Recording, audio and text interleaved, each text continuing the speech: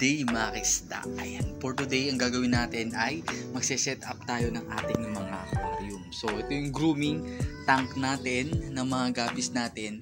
So ngayon, konti pa lang yung mga guppies natin dito sa ating isdaan kasi binibreed pa natin yung iba, no? So tapos mga kisda ay bumili na rin ako ng mga gagamitin natin dito sa ating aquarium. Ayan. So meron tayo ditong air controller, ayan mga kisda. Ayan. So meron tayong binili at syempre meron din tayong air hose.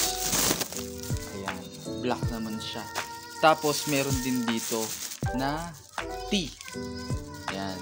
So ayan yung gagamitin natin mga kisda. Let's go.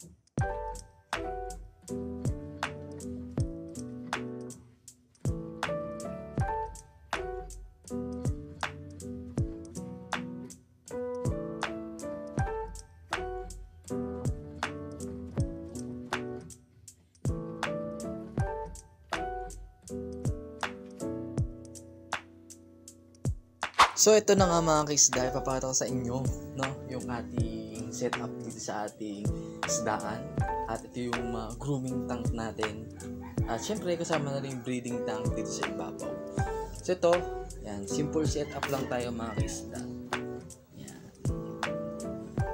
So ganyan lang yung setup natin. Ayan, ito yung ating AFR.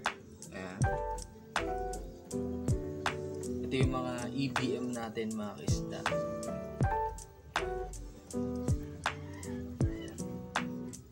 So yan yung ating setup. So sa baba meron ding aerator yan mga kisda. Yan. So ito yung ating Galaxy Medusa. Round tail. Yan siya. Ito yung ating RDSS.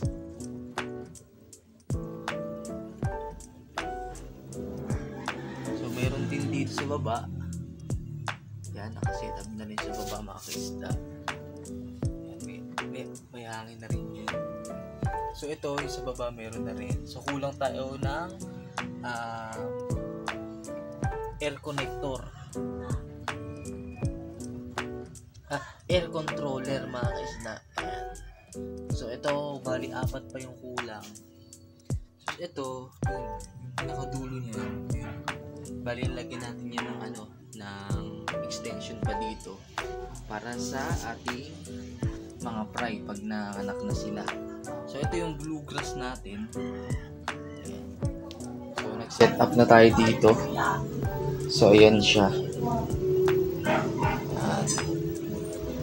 So ito paano meron na tayong set up dito sa ating isdaan. So kahit pa paano makakapag-groom na tayo at makakapag-breed ng ayos.